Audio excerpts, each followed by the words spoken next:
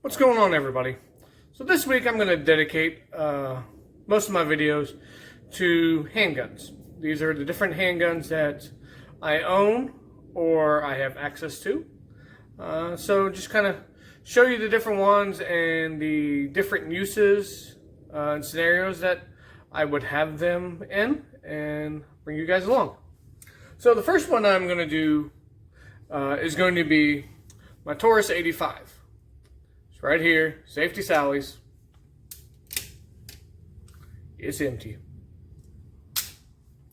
Now the Taurus 85 is a 38 special, made in Brazil, 5-shot, 2-inch muzzle, snub nose, basically meant for up close and personal, and as a last-ditch weapon for a lot of police officers will carry snub nose revolvers for their backup guns. Now in it, I just carry some lead nosed regular rounds. I'm the kind that I don't particularly spend the extra money for hollow points and things like that, just because, for one, I'm cheap, and two, they're hard to find. Now, this one here is an older model. It's got the wood handles and the little brass-looking pin or whatever they want to call it. I got this on a very, very good trade at my local gun shop. This is a single action, double action revolver. Single action is it'll shoot every time you pull the hammer back. As you can watch the trigger, it sets very far back, and it basically becomes an extremely light trigger pull. It also is a double action, which means that you do not have to pull the hammer back, and it is a longer trigger pull, and it'll shoot each time. I like it for, it's very easily to be concealed. My normal is my Glock 23, which is bigger than this, and prints a little more depending upon what kind of clothes that I'm wearing. And if you're not aware what printing is, basically it's the outline of your firearm so that people can see it.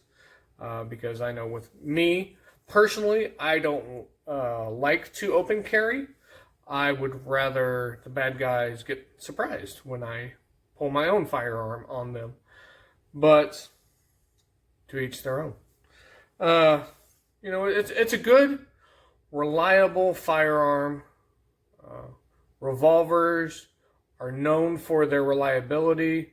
You don't have to worry about a failure to feed, a failure to eject, because it just spins the cylinder. As long as nothing gets in the way of the cylinder, it's just going to spin, and it'll go bang each time. The trade-offs with that is definitely a much smaller capacity. This is only a 5-shot, as opposed to my Glock 23 is 13 rounds, and I can use a Glockazine, as they're called, the extended rounds, and get up to 33 rounds depending on if I have my 9mm conversion barrel in it. So it's a nice little reliable weapon to have, and talk to you guys here later. Oh, we'll put it at the end here, some shooting at the range. Just because you got a gun, you got to at least take it shooting. So talk to you guys later.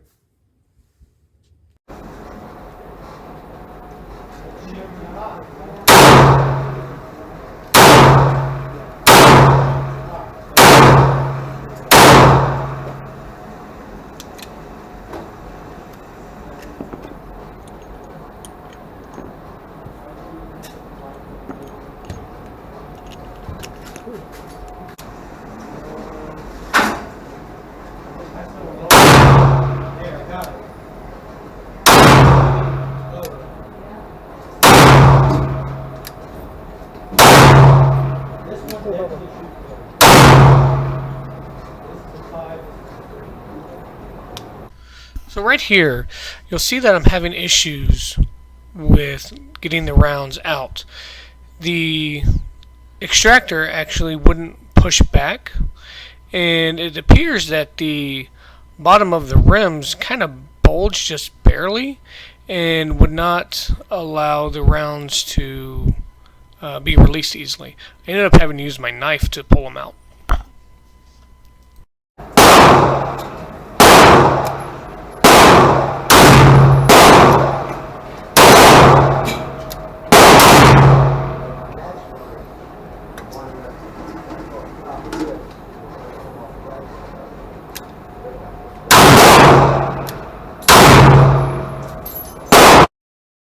And here you see it did it again. I checked when I was loading the rounds that the extractor would push back just fine with the rounds unfired. So I'm not really sure what is going on with it. I'm going to have to kind of play around with it more. Maybe it needs to be oiled up a little better. I'm not really sure. But this is why you practice with your firearms before you need them in a bad scenario.